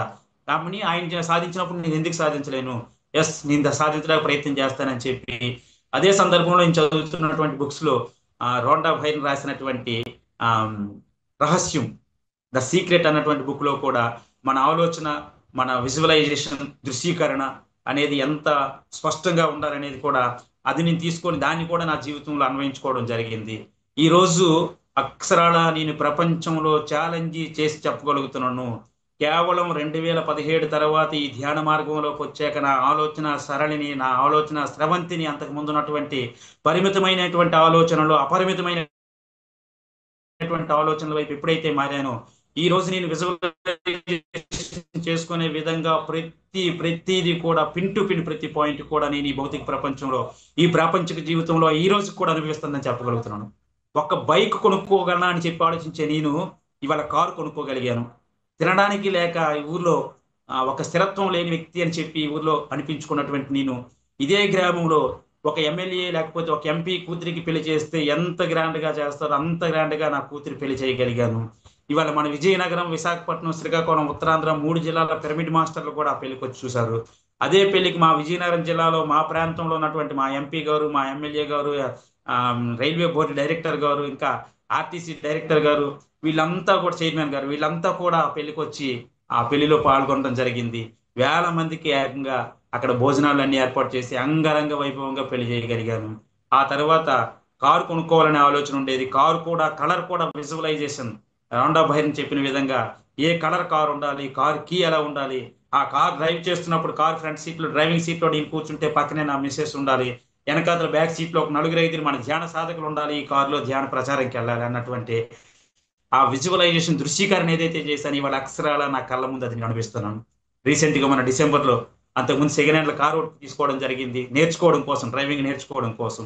అంటే ధ్యాన మార్గంలోకి వచ్చాక మన ఆలోచన శ్రవణి మారాక జీవితంలో, అంటే ప్రాపంచిక జీవితంలో ఇవి సాధించడానికి మనం రాలేదు ఇక్కడ కారు కోసం వాటి కోసం కాదు, కానీ ఈ ప్రాపంచిక జీవితంలో కూడా మనం ఏదైతే కావాలనుకుంటున్నామో అది సాధ్యం అవుద్ది అని చెప్పడానికి అక్షరాల నా జీవితం ఎగ్జాంపుల్. ఒకప్పుడు తినడానికి లేక బైక్ కూడా కొనుక్కోలేనటువంటి స్థితిలో కేవలం 2017 తర్వాత నా ఆలోచన మార్చుకొని, నా దృక్పథాన్ని మార్చుకొని, నేను ఏదైతే ఈ సాధన చేస్తున్నానో ఈ సాధన ద్వారా శాకాహారిగా మారి ఈ ధ్యాన ప్రచారం చేసుకుంటే ఇంకో వైపు నుంచి నా జీవితంలో ఉన్నత స్థితికి వెళ్ళడానికి ప్రయత్నం చేస్తున్నటువంటి క్రమంలో ఈ రోజు నేను చేస్తున్నటువంటి రియల్ ఎస్టేట్ ఆఫీసులో ఒక డైరెక్టర్ గా, విజయనగరంలో ఉన్నటువంటి ఒక రియల్ ఎస్టేట్ కంపెనీలో ఒక మార్కెటింగ్ డైరెక్టర్ గా నేను ఉంటే నాతో పాటు 5 డైరెక్టర్లు ఉన్నాం. కానీ ఓవరాల్ గా చూసుకునేటప్పుడు ప్రతి నెల కూడా నేను ఆఫీస్లోనే ఉంటాను. ఉదయం 8ంటికి వెళ్ళి ఆఫీస్లో కూర్చొని ధ్యాన సాధన గంట ధ్యానం చేసుకుంటాను ఆఫీస్లో. అలాగే మార్కెటింగ్ కోసం చెప్పి వెంపర్లాడటం, పరిగెత్తడం ఏమి ఉండదు. నా దగ్గర వచ్చే వాళ్ళకి నేను ఎక్స్ప్లెయిన్ చేస్తాను. ఇవాళ చూసుకుంటే ఈ నెల కూడా మిగతా వాళ్ళు రాత్రి పగలు అదే పనిగా ప్రయత్నం చేస్తున్నా కూడా వాళ్ళతో ఎక్కడ తీసుకోకుండా వాళ్ళకన్నా కనీసం ప్రతి నెల కూడా ఒక 100 గజాలు 200 గజాలు అయినా నాదే ఎక్కువ ఉంటుంది బిజినెస్. దీనికి కారణం ఏంటంటే నేను చేస్తున్నటువంటి ధ్యాన సాధన, నేను మార్చుకున్నటువంటి నా దృక్పథాలు, నా ఆలోచన సరళి.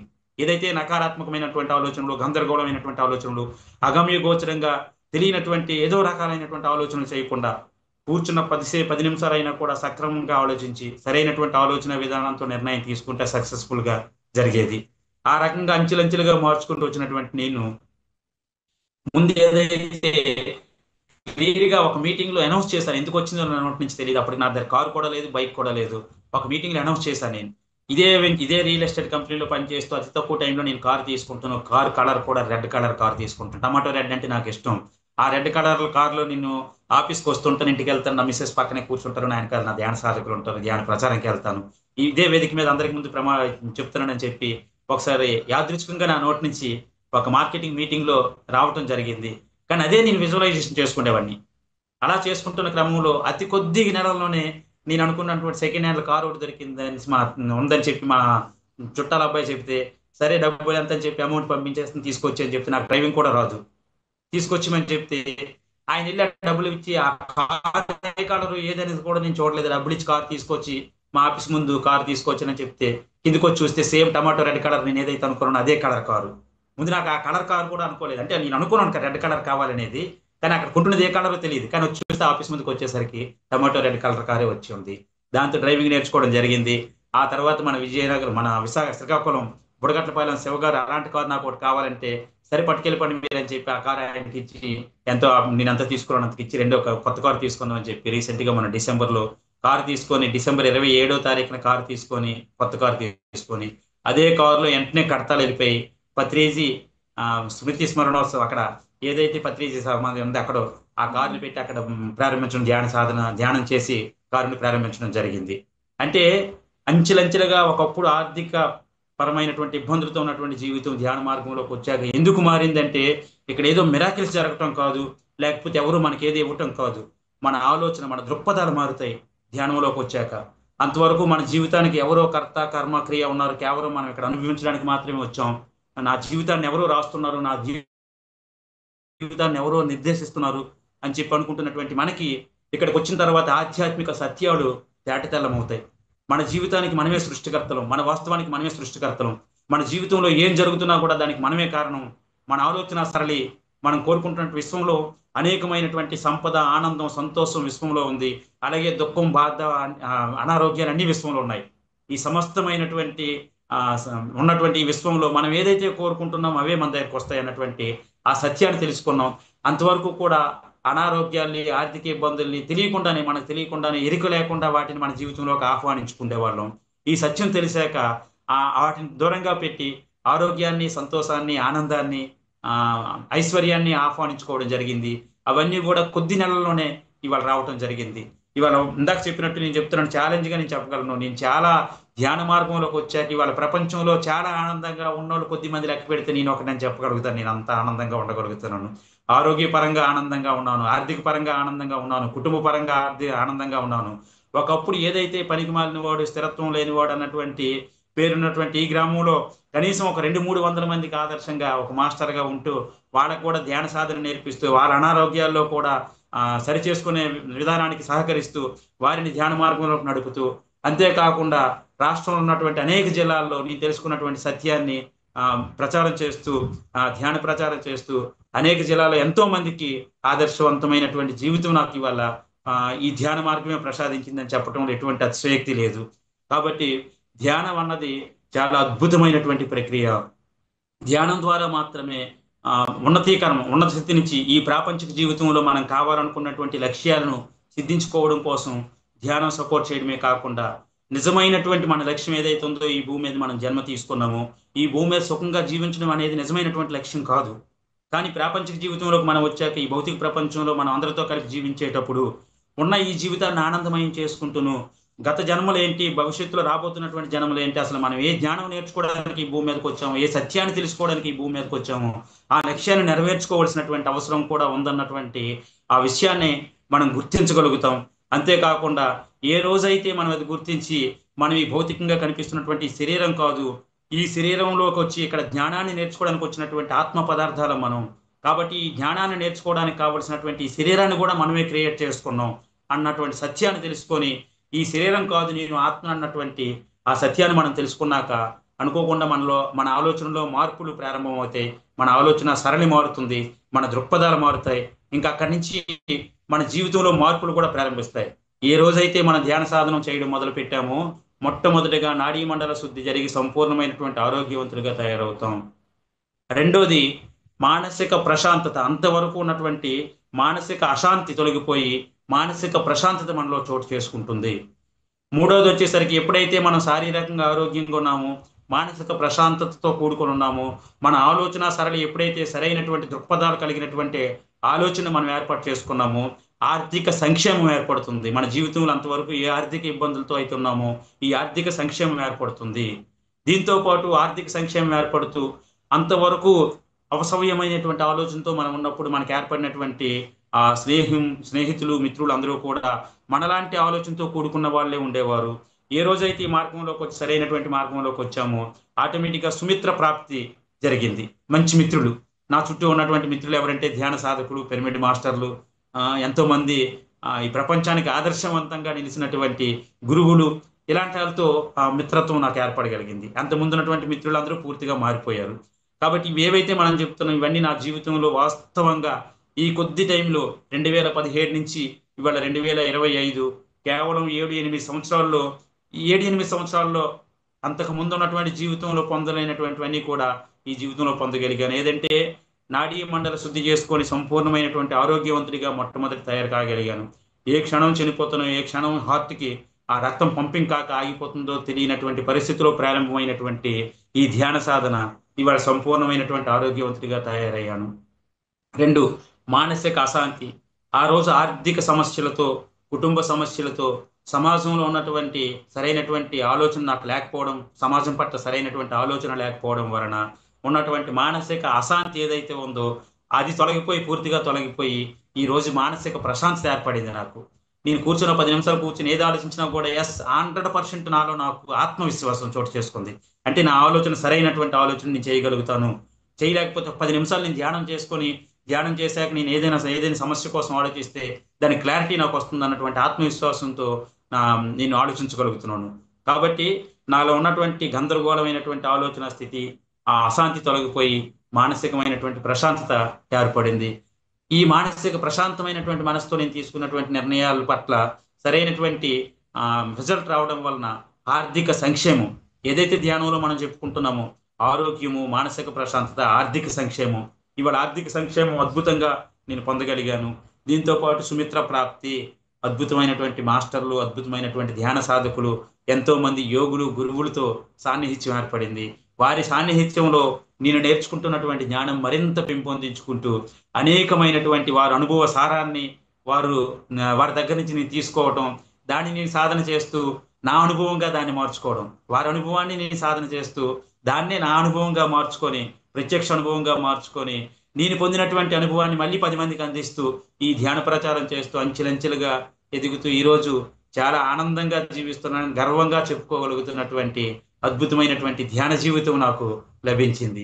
కాబట్టి అందుకనే మొట్టమొదట నేను చెప్పినట్టు చూడండి, ఈ వికసిత పుష్పాలు అన్నటువంటి పేరు నామకరణం ఎందుకంటే నిజంగా నాకు అనిపిస్తుంది నా కోసం ఈ పేరు పెట్టారేమో అనిపిస్తుంది. అంటే నా జీవితం ఒకప్పుడు ఎలా ఉండేదంటే మోడిబారినటువంటి జీవితం, ఆర్థిక అసమానతలు, ఆర్థిక సమస్యలు, అనారోగ్య సమస్యలు, కుటుంబ సమస్యలతో మోడిబారినటువంటి జీవితంలో నా మైండ్ కూడా అంటే విశాలమైనటువంటి మైండ్ కాకుండా కుంచుకుపోయినటువంటి పరిస్థితిలో ఉండేది. ఎంతకన్నా నా బ్రతుకు ఇంకా లేదు, ఇంక ఇదే పరిస్థితి, ఈ జీవితం అంతా ఇంతే, జన్మంతా ఇంతే అనుకుని ఆలోచించేటటువంటి నేను ఏ రోజైతే ఈ ధ్యాన మార్గంలోకి వచ్చానో ఆ పుష్పాలు ఎలాగైతే అంతవరకు ముడుచుకున్నటువంటి పుష్పాలు వికసించి ప్రపంచానికి ఆ సౌరభాన్ని, ఆనందాన్ని, ఆహ్లాదాన్ని ప్రపంచానికి అందిస్తూ అందరినీ ఆనందమయం చేస్తుందో అలాగే నా జీవితం కూడా అక్కడి నుంచి ప్రారంభమైనటువంటి జీవితం ఈ రోజు నేను ఆనందంగా జీవించడం కాకన్నా ఆ సువాసనలని, ఆ పరిమళాన్ని, ఆ జ్ఞానాన్ని, ఆ ఆనందాన్ని నేను ఎలా పొందానో అందరికి అనుభవపూర్వకంగా నేను పొందినటువంటి ఆ జ్ఞానాన్ని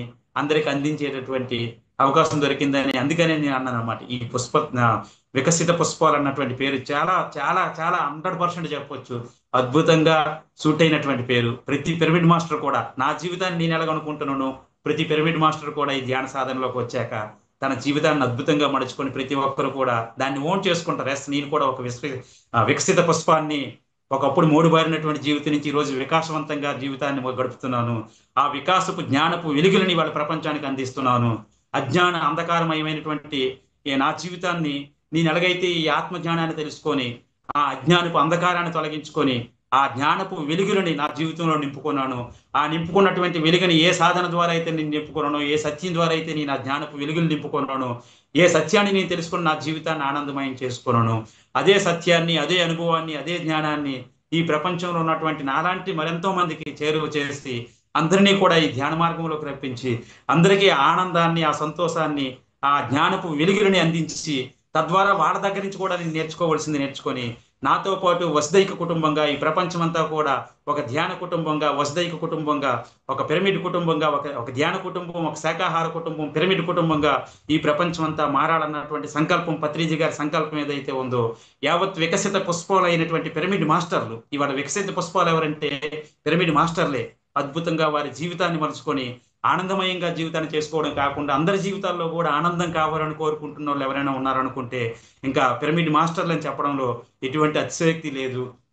అటువంటి పిరమిడ్ మాస్టర్లు అందరూ కూడా ఈ వికసిత పుష్పాలే. అందులో నేను ఒక వికసిత పుష్పంగా అని చెప్పుకోవడంలో అతిశయోక్తి లేదని చెప్పి సగర్వంగా చెప్పుకుంటూ ఇవాళ ఇంత మంచి కార్యక్రమంలో, ఇటువంటి వికసిత పుష్పాలు అన్నటువంటి కార్యక్రమంలో నా అనుభవాన్ని నేను తెలుసుకున్నటువంటి ఈ కొద్ది సమయంలో ఒక 7-8 సంవత్సరాల్లో అంతవరకు ఉన్నటువంటి అజ్ఞానాన్ని తొలగించుకొని తెలుసుకున్నటువంటి ఆ జ్ఞానపు వెలుగులు, ఆ జ్ఞానపు వీచికలను అందరితో పంచుకునేటటువంటి ఒక మంచి భాగ్యాన్ని కల్పించినటువంటి మన పిఎంసి డిజిటల్ మాధ్యమం వారికి, అలాగే అనిత మేడం గారికి కూడా మరొక్కసారి ఆత్మపూర్వక ప్రణామాలు తెలియజేసుకుంటూ, అలాగే లైవ్ లో ఉన్నటువంటి సీనియర్ మాస్టర్స్ అందరికి కూడా మీరందరూ కూడా నాకు నా మార్గాన్ని, నా జీవితాన్ని ఇలా నిర్దేశించుకోవడానికి, నా జీవితం ఆనందమయం కావడానికి అందరు మాస్టర్లు కూడా నా గురువులే. కాబట్టి ప్రతి మాస్టర్ కూడా శిరస్సు ఉంచి ఆత్మపూర్వక ప్రణామాలు తెలియజేసుకుంటూ, మరి ఈ అవకాశం నాకు ఇచ్చినందుకు అందరికీ ధన్యవాదాలు తెలియజేసుకుంటూ, ఆత్మపూర్వక ప్రణామాలు తెలియజేసుకుంటూ thank you madam. Thank you sir. మీకు ఇచ్చిన ఈ టైంలో అసలు చాలా అద్భుతంగా చెప్పారు సార్. అయితే మీరు ఒక నాస్తికుడి నుంచి ఇప్పుడు ఈ ధ్యాన ప్రచారానికి ఇంతగా ఎదిగారు. మీకు బాగా స్ఫూర్తిని దైవత్వం వైపు మళ్లించిన ఒక సంఘటన చెప్పండి. నేను మొట్టమొదట మీరు అన్నట్టు నాస్తికుడిగా ఉన్నటువంటి నేను 2016 ధ్యాన మార్గంలోకి వచ్చాక ప్రతి నెల కూడా పౌర్ణమి, అమావాస్య ధ్యానాలకి గుమ్మకోట వెళ్ళిపోయేవాళ్ళం ప్రకృతి వ్యాలీకి. కృష్ణారెడ్డి గారు మేమందరం కూడా ఆయన కారులో ఒక 5-6 మిత్రులమి అమావాస్య పౌర్ణమికి సాయంత్రం బయలుదేరి వెళ్ళి నైట్ అంతా అక్కడ ధ్యానం చేసుకొని మరుసటి రోజు వచ్చేవాళ్ళం. మొట్టమొదట్లో అప్పటికి నాకు ఈ ధ్యాన అనుభవాలు ఏం లేవు. ఏదో ఆరోగ్యం సెట్ అవుద్దని కృష్ణారెడ్డి గారు చెప్పారు కాబట్టి ధ్యానం చూద్దాం అని చెప్పి ప్రయత్నం చేస్తున్న క్రమంలో ఒక రోజు పౌర్ణమి ధ్యానంకి అక్కడికి వెళ్ళేటప్పుడు ఆ రోజు మన ప్రొఫెసర్, అంటే మౌన ధ్యానం రీసెర్చ్ చేస్తున్నటువంటి ప్రొఫెసర్ నాగేశ్వరరావు గారు అక్కడ ఉన్నారు. ఆ రోజు మేము అందరం కూడా వెళ్ళాం. మాతో పాటు విశాఖపట్నం నుంచి కూడా చాలా మంది మిత్రులు వచ్చారు, ధ్యాన మిత్రులు. అందరం కూర్చొని రాత్రి 9ంటికి పౌర్ణమి ధ్యానంలో కూర్చొని సాధన చేస్తున్నప్పుడు కొన్ని గంటలు గడిచినాయి. బహుశా నాకు తెలిసి 9ంటికి కూర్చుంటే 11, 11:30, 12 మధ్యలో నాకు తెలియకుండానే పూర్తిగా ధ్యాన స్థితిలో నేను ఉన్నాను. నాకు తెలియకుండానే నా నుంచి ఒక మనిషి బయటకు వచ్చి నా ఎదురుగా కూర్చున్నాడు.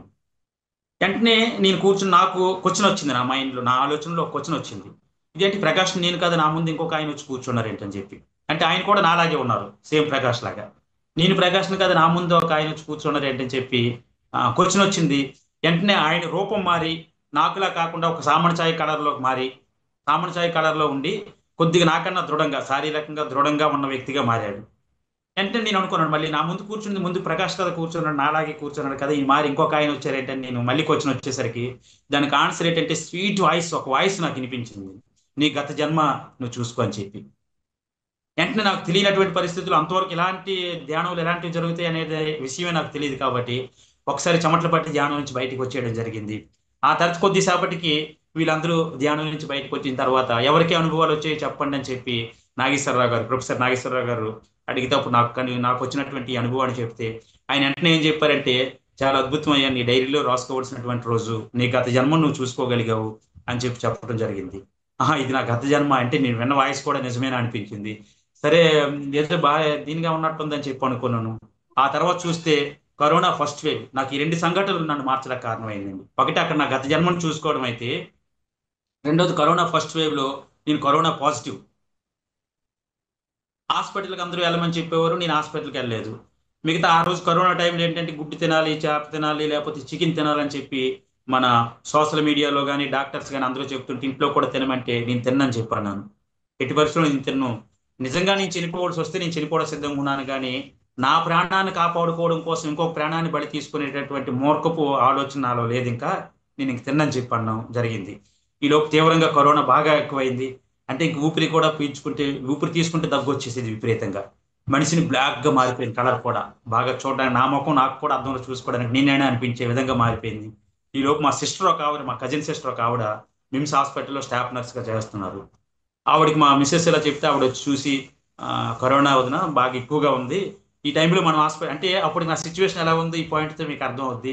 ఈ టైంలో అన్నయ్యని హాస్పిటల్కి కానీ తీసుకెళ్తే ఇన్ కేస్ ఏమేమి జరిగితే బాడీని చూడడానికి కూడా మనకు అవకాశం ఉండదు. అటు నుంచి అటు తీసుకెళ్లి దహనం కాల్ చేస్తారు. కాబట్టి పరిస్థితి బాగోలేదు, కొద్దిగా సీరియస్గా ఉంది. కాబట్టి అక్కడ కూడా నేను మెడిసిన్ ఇస్తున్నది నేనే కాబట్టి ఏ మెడిసిన్ ఇవ్వాలో నాకు తెలుసు కాబట్టి తీసుకొచ్చి ఇస్తాను. అన్నయ్యని ఇంటి దగ్గరే ఉంచి మెడిసిన్ వాడిద్దాం.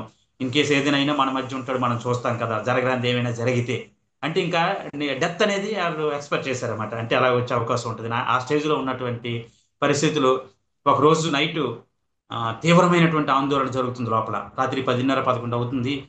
నిద్ర నిద్ర రావట్లేదు. ఊపిరి తీస్తే దగ్గు వస్తుంది. కళ్ళు మూస్తే బాడీని వదిలి వెళ్ళిపోతున్నాను అనే ఫీలింగ్ వస్తుంది. ఇంకా అర్థం కాక లోపలంతా గందరగోళం ఉందని అర్థం కాక అప్పటికి మా ఇంటి పైన 12x12 పిరమిడ్ ఉందండి. ఇప్పుడు మా ఇంటి పైన రూప్ టాప్ పిరమిడ్ అది నిర్మాణం జరుగుతుంది. అంటే స్ట్రక్చర్ అంతా అయిపోయింది, ఫినిషింగ్ వర్క్ అవుతుంది. నెమ్మదిగా మెట్లు ఎక్కుంటూ పైకి వచ్చేసాను. ఇంకా పైకి వచ్చి అందులో ఒక చైర్ ఉంది, ఇంకా వర్క్ అవుతుంది కదా, అందులో చైర్ ఉంది. ఆ చైర్లో కూర్చొని ఒకటి అనుకోండి మాస్టర్స్, నిజంగా నేను వచ్చిన ఈ భూమి మీదకి వచ్చిన ప్రణాళిక పూర్తి అయిపోతే నేను వచ్చేయడానికి సిద్ధంగా ఉన్నాను. లేదు ఇంకా నా ప్రణాళిక ఉందనుకుంటే నేను గత జన్మల్లో చూసినటువంటి కర్మ ఫలితం లేకపోతే దేని వల్ల ఇది సంక్రమించిందో నాకు ఈ వ్యాధి, దీని తీవ్రతను అయితే నేను తట్టుకోలేకపోతున్నాను, దీని తీవ్రతను కొద్దిగా తగ్గించండి మాస్టర్స్ అని చెప్పి ఒకసారి మనసులో అనుకొని నేను అక్కడ పిరమిడ్లో ధ్యానంలో కూర్చోవడం జరిగింది. వెంటనే నాకు లైవ్ కనిపించింది. అంటే నా జీవితాన్ని టర్న్ చేసినటువంటి పాయింట్ ఏంటంటే ఇది ఒకటి. నా ముందు వచ్చి బుద్ధుడు కూర్చున్నాడు. వెంటనే విగ్రహం కూడా కాదు, లైవ్ స్కిన్ తో మొత్తం టచ్ చేసి కూడా స్పర్శ కూడా చూస్తున్నట్టు ఫీల్ నాకు కలిగింది. లైవ్ లో వచ్చి బుద్ధుడు నాకు కూర్చున్నాడు. కాకపోతే కూర్చునే విధానం ఎలాగంటే నాకు వెనక్కి పెట్టి కూర్చున్నాడు. అంటే ఆయన ముఖం నాకు వెనక్కి పెట్టి ఆయన వీపు నాకు కనిపించే విధంగా నా ముందు కూర్చున్నాడు. నేను 2-3 సార్లు పిలవడం జరిగింది. ధ్యానంలోనే 2-3 సార్లు ఆయన్ని పిలవడం జరిగింది. ఆయన సీరియస్ గా నా చూడకుండా, ముఖం తిప్పి నా వైపు చూడకుండా సీరియస్ గా కూర్చున్నట్టు నాకు అనిపించింది. అయిపోయిన తర్వాత సరే అని చెప్పి ఒక 10 నిమిషాలు 20 నిమిషాలు మా ఇద్దరి మధ్య ఇలాగ జరిగిన తర్వాత నేను ఇంక ధ్యానం నుంచి బయటికి రావడం జరిగింది. కొద్దిగా చెమటలు పట్టి జ్వరం తగ్గినట్టు ఈజీగా అనిపించినట్టు అయింది. వెంటనే మళ్ళీ అక్కడి నుంచి కిందికి దిగి కిందికి వెళ్ళేసరికి మా మిస్సెస్ వాళ్ళు కూడా వాళ్ళ చుట్టాలకి వాళ్ళ అక్కలకి అందరికీ ఫోన్లు చేస్తారు. ఇంకా నాది లాస్ట్ లాస్ట్ స్టేజ్ అనుకొని ఏడ్చుకుంటున్నాను. ఇంకా ఆ టైంలో వాళ్ళు వచ్చి దెబ్బలాడి ఎందుకు మీరు ఈ పని చేశారని దెబ్బలాడి మళ్ళీ వాళ్ళందరికీ ఫోన్లు చేయించి పడుకుందాం పదండి అని చెప్పి వెళ్ళి పడుకోవడం జరిగింది. ఉదయం 5ంటికి కృష్ణారెడ్డి గారు ఫోన్ చేశారండి. ఈ రోజు వరకు స్టిల్ ఈ రోజు వరకు కూడా ఆ ఒకే ఒక్క రోజు ఉదయం 5ంటికి ఫోన్ చేశారు. ఈ రోజు వరకు ఆయన నుంచి ఇప్పుడు ఎర్లీ మార్నింగ్ నాకు ఫోన్ వచ్చే సందర్భం లేదు. ఉదయం 9 తర్వాతే వస్తుంది. ఎందుకంటే ఉదయాన్నే ధ్యానం చేసుకుంటారు, ఇంట్లో కాలకృత్యాలు తీర్చుకోవడం, ఇంట్లో పనులు ఉంటాయి కదా, ఆ టైంలో డిస్టర్బ్ చేయకూడదని ఆ ఒకే ఒక్క రోజు 5ంటికి చేశారు. చేసిన వెంటనే ఫోన్ లిఫ్ట్ చేసి సార్ చెప్పండి అంటే, సార్ మీకు ఏమైనా జరిగిందా అని అడిగారు. అడిగితే ఏం సార్ అనేసి అంటే, ముందు చెప్పండి ఏమైందని అంటే ఇలా ఇలా చెప్పాను నేను. అప్పుడు ఆయన చెప్పారన్నమాట, ఇప్పుడు 5ంటికి చేయడానికి కారణం అది. నేను ఒక నెల రోజుల క్రితం నా దగ్గర మీరు మాట్లాడుతూ సార్ మరణాంతర జీవితం కోసం మనం చెప్తున్నాం కదా సబ్జెక్ట్, అసలు చనిపోయేటప్పుడు ఎలా ఉంటుంది ఆ లాస్ట్ నియర్ డెత్ ఎక్స్పీరియన్స్ అంటే చనిపోయే ముందు మనం ఏ ఫీల్తో ఉంటాం, ఎందుకంటే చనిపోయినోడు ఎవడు మళ్ళీ తిరిగి వచ్చి వెనక్కి వచ్చి చెప్పడు కదా నాకు ఈ ఫీలింగ్ ఉందనేది, అది తెలుసుకోవాలని ఉంది సార్ అని చెప్పి అడిగారు కదా మీరు. అప్పుడు ఆ రోజే నేను అన్నాను, సూక్ష్మ శరీరయానం కావాలనుకోండి, నియర్ డెత్ ఎక్స్పీరియన్స్ అడగొద్దని మీరు మన నోటితో అంటే ధ్యానం చేస్తున్న వాళ్ళం కాబట్టి విశ్వం మన యూనివర్సల్ మన తాలూకా థాట్స్ ని తీసుకుంటుందని చెప్పి ఆ రోజు చెప్పాను. ఆ రోజు మీరు అన్నటువంటి మాటకి సంఘటన జరిగింది. మీరు ఆ ఎక్స్పీరియన్స్ అడిగారు కదా, నియర్ డెత్ ఎక్స్పీరియన్స్, ఆ ఎక్స్పీరియన్స్ మీకు చూపించడం కోసం ఈ రోజు అడిగారు. ఈ రోజు జరిగింది అది. అంటే మీరు నియర్ డెత్ ఎక్స్పీరియన్స్ చూసారన్నమాట. చనిపోయే ముందు ఎలా ఉంటుంది అనేది మీరు కావాలనుకున్నారు కాబట్టి విశ్వం మీకు అది చూపించింది. కాబట్టి ఇక మీద అది కోరుకోవద్దని బుద్ధుడు మీకు ఆ రూపంలో కనిపించి మీకు చెప్పాడు. నాకు ఇక్కడికి వచ్చి ధ్యానంలోకి వచ్చి కూడా నాకు అదే విషయాన్ని కనిపించి ఇలాగ ఆయన ద్వారా కొంత జరగాల్సి ఉంది, ఇంకా ఆయన ప్రణాళిక ఉంది ఇంకా భూమి మీద, ఆయన డెత్ ఎక్స్పీరియన్స్ కోరుకుంటున్నాడు అని చెప్పి అక్కడ చెప్పడం జరిగింది అని చెప్పి కృష్ణారెడ్డి గారు చెప్పారు నాకు. వెంటనే నాకు ఒక్కసారిగా ఆ, నాకు తెలియనటువంటి ఒక ఆలోచన వచ్చింది నాకు వెంటనే. ఎందుకంటే ఇక్కడ నాకు జరిగినటువంటి సంఘటన కృష్ణారెడ్డి గారికి ఎలా తెలుసు పోని అనుకుందాం ఈ నైట్ రాత్రి 11ంటికి నాకు ఇక్కడ జరిగింది, ఉదయం 5ంటికి ఆయన ఎలా చెప్పగలుగుతున్నారు అనేది అనిపించి ఇంకా అక్కడి నుంచి లేదు దీంట్లో ఏదో ఉంది, మనకు తెలియనటువంటి అంతరార్థం దీంట్లో ఉంది, పరమార్థం దీంట్లో ఉంది, అది తెలుసుకోవాలనుకుంటే మరింత సాధన చేయాలన్నటువంటి ఉద్దేశంతో అంతవరకు హేతువాద భావజాలంతో ఉన్నటువంటి నేను, నాస్తికుడిగా ఉన్నటువంటి నేను, గతితార్కిక భౌతికవాదం చారిత్రక భౌతికవాదం ప్రచారం చేసినటువంటి నేను వెంటనే అది తీసుకెళ్లి పక్కన పెట్టి ఈ సత్యాన్ని, ఆధ్యాత్మిక సత్యాన్ని తెలుసుకొని మరింత లోతుల్లోకి తెలుసుకొని ఈ సత్యాన్ని ప్రచారం చేయాలన్నటువంటి ఆలోచనతో మార్చుకోగలిగాను మేడం. సార్ అద్భుతం సార్.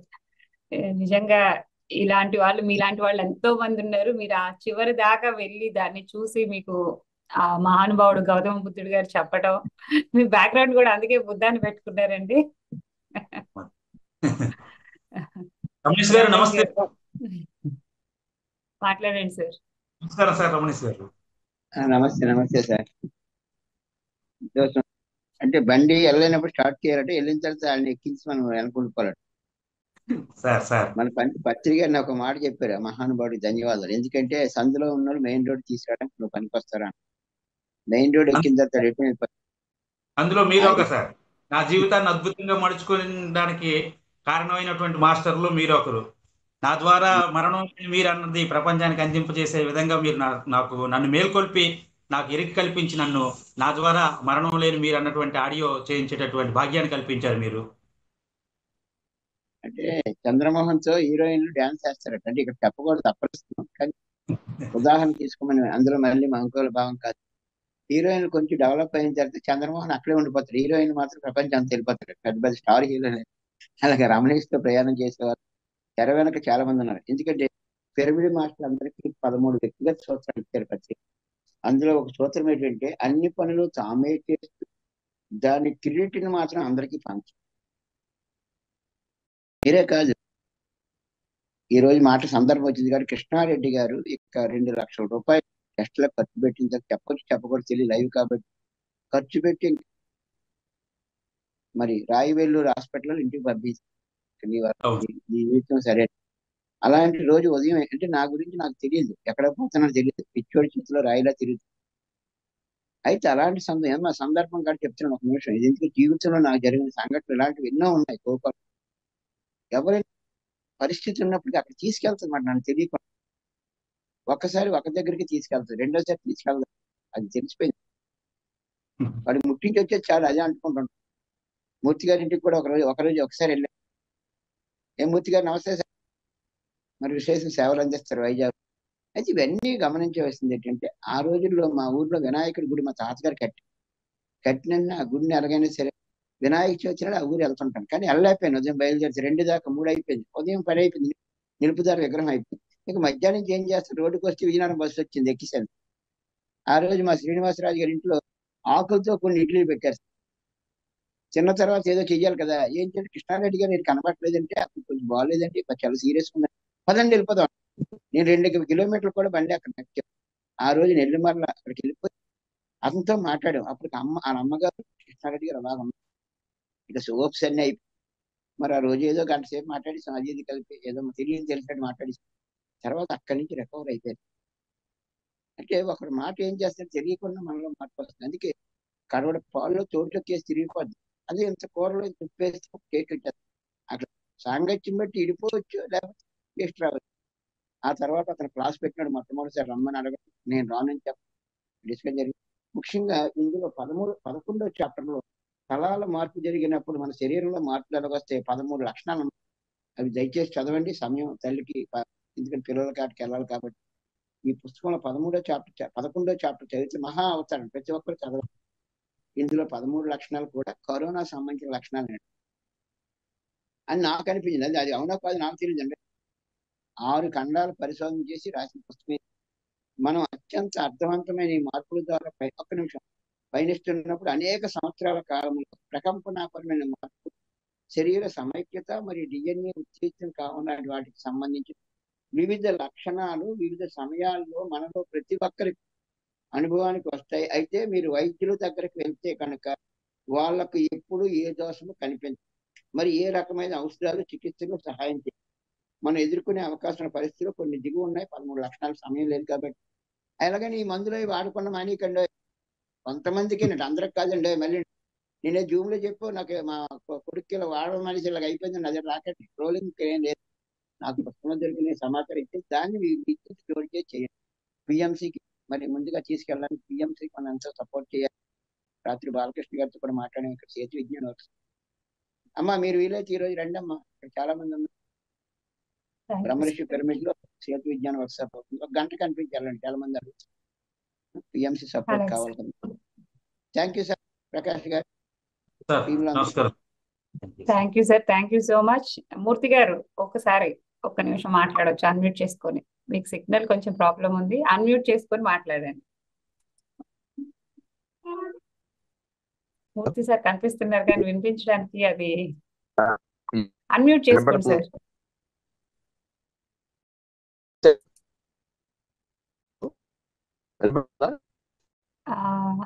వినిపించట్లేదు సార్, వినిపిస్తుందండి? ఎస్ సార్, మాట్లాడండి, వినిపిస్తుందంట. టిఎంసి డిజిటల్ వీక్షిస్తున్న అందరికీ ఆత్మ ప్రణామాలు. నా పేరు పిఎస్ఎన్ విశాఖపట్నం. మాట్లాడండి సార్. ప్రకాష్ గారు చాలా వినమ్రంగా నా voice signals up and down అవుతూ ఉన్నాయి, నాకైతే వినిపించట్లేదు సార్. టిఎంసి డిజిటల్ వీక్షిస్తున్నా అంతవరకే వినిపించింది. అంతే, అంతవరకే మీ వినిపించింది, దగ్గర తర్వాత వినిపించలేదు. మీ దగ్గర ప్రాబ్లమ్ నా దగ్గర సార్ సిగ్నల్స్ కెమెరా ఆపేసి మాట్లాడమని చెప్తున్నారు. కెమెరా ఆపేస్తే సిగ్నల్ కొంచెం బాగుండి వినిపిస్తుంది అనేసి. ఇప్పుడు సిగ్నల్స్ మీ దగ్గర ఇబ్బంది, నా ఫోన్ ఇబ్బందా? నాకు అర్థం కాల. మీ దగ్గరే ఇబ్బంది సార్. మా దగ్గరేనా? Okay um. Okay right. Murthy గారు, మొట్టమొదటిసారి విన్నాం. చాలా చాలా ఇన్స్పిరేషన్ గా ఉంది. ఆగకుండా చక్కగా ఆయన ఎక్స్పీరియన్స్ అంతా కూడా చెప్పడం జరిగింది. చాలా బాగుంది. మొట్టమొదటిసారి విన్నాను ఆయన అనుభవాన్ని. కమ్యూనిస్ట్ పార్టీ నుంచి ఈ ఆధ్యాత్మిక వైపు వచ్చిన వాళ్ళు ఒకళ్ళని ఇప్పుడు అర్థమైంది. నేను కూడా కమ్యూనిస్ట్ పార్టీ నుంచి సిపిఎం పార్టీ నుంచి దీనిలోకి రావడం అనేది జరిగింది. ఇంకా దీనిలో వచ్చిన వాళ్ళు అందులోకి వచ్చారంటే ఆటోమేటిక్ గా వర్క్ కూడా స్పీడ్ గానే ఉంటది. చాలా బాగా చెప్పారు, ధన్యవాదాలు. ఈ ప్రోగ్రామ్ ని, వికసిత పుష్పాల ప్రోగ్రామ్ ని